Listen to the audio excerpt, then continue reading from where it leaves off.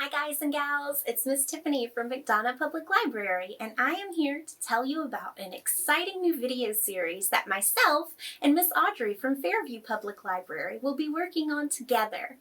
These videos are going to be mini book talks about the Georgia Children Book Awards for the upcoming year.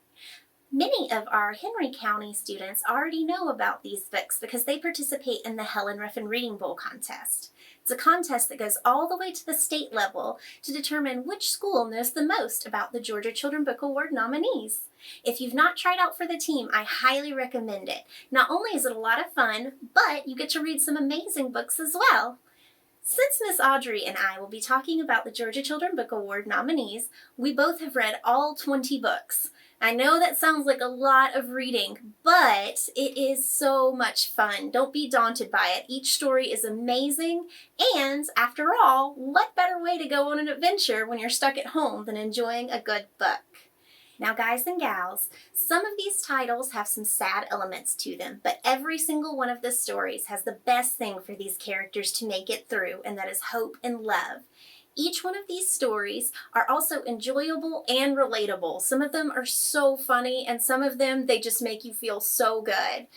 They also show you what makes a family, and whether it's from a blood relative, a classmate, a stranger, or even an animal in some cases, it brings in that love from families and acceptance of other people around you. Since many of us are having to deal with alternate summer plans this year, I thought what better book to start with than Caterpillar Summer by Gillian McDunn. I'm going to go ahead and read the back for you and then tell you a little bit more about it. Cat has an ocean of questions she hopes the island can answer. Cat knows her younger brother Chicken the best. She knows that he loves sharks, that he does not like loud noises, tags in his shirt, or being called Henry. And sometimes he has bad days when only a good back rub will calm him down. Cat is proud to be the glue holding the family together ever since their daddy died and Mom has had to work extra hard to support them.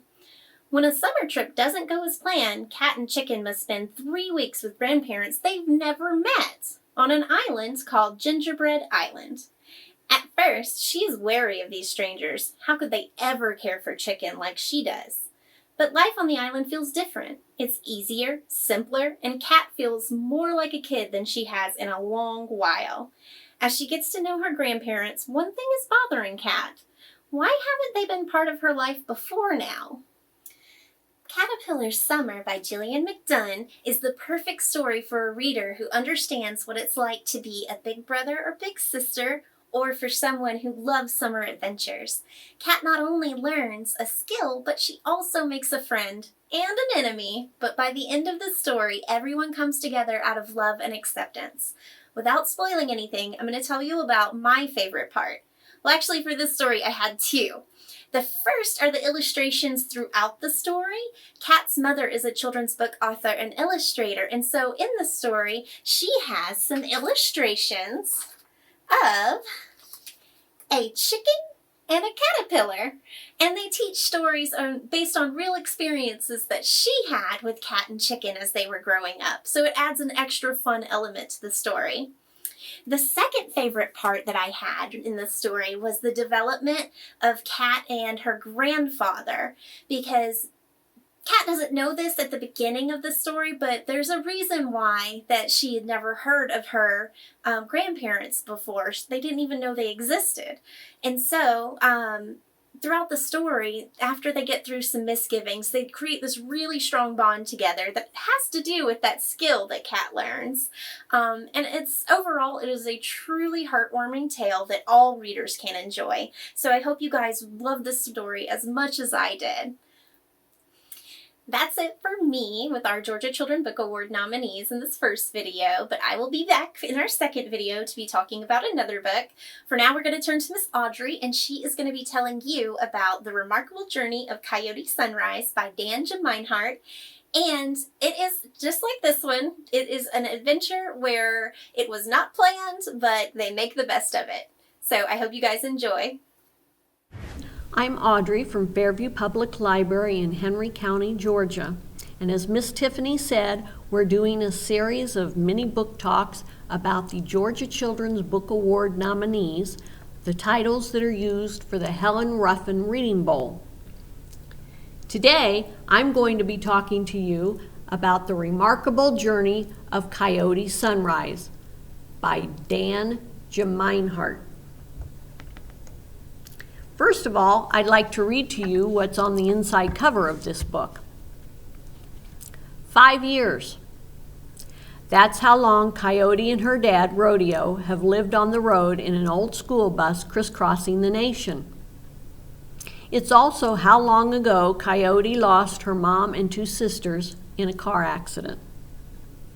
Coyote hasn't been home in all of that time, but when she learns that the park in her old neighborhood is about to be demolished, the very same park where she, her mom, and her sisters buried a treasured memory box, she devises an elaborate plan to get her dad to drive 3,600 miles back to Washington State in 4 days without him realizing it. And along the way, they pick up a strange crew of misfit travelers. Lester has a lady friend to meet in Missouri. Salvador and his mom are looking for a place to start over. Val needs a safe place to be herself. And Gladys, well, over the course of thousands of miles, Coyote will learn that going home can sometimes be the hardest journey of all. But with friends by her side, she just might be able to turn her once upon a time into a happily ever after. So you've got 12-year-old Coyote and her dad, Rodeo, have reinvented themselves and taken to the road 5 years after the accident that unfortunately killed Mom and her 2 sisters.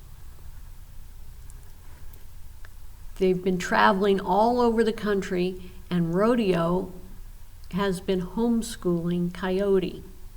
But it's summertime. Our story starts actually in June. It's summertime, and they find themselves down in Florida. But Coyote has an opportunity to talk to Grandma up here in Washington State where they used to live, and they find out that the park that they used to live near is going to be demolished.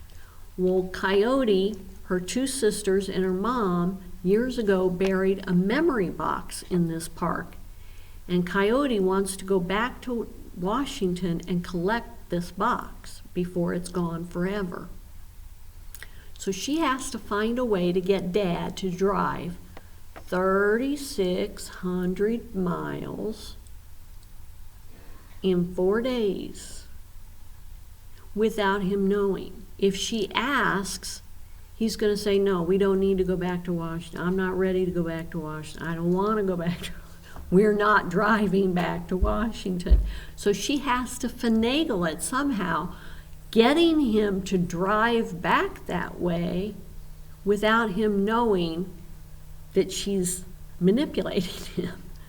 So step number 1, she's only 12 years old. She can't drive. So she has to find another adult driver. So she meets Lester and introduces him to her dad, and they agree to help each other out. Lester is willing to do some of the driving if they will take him to Missouri. Missouri is right about there, halfway in between, almost halfway in between where they need to go.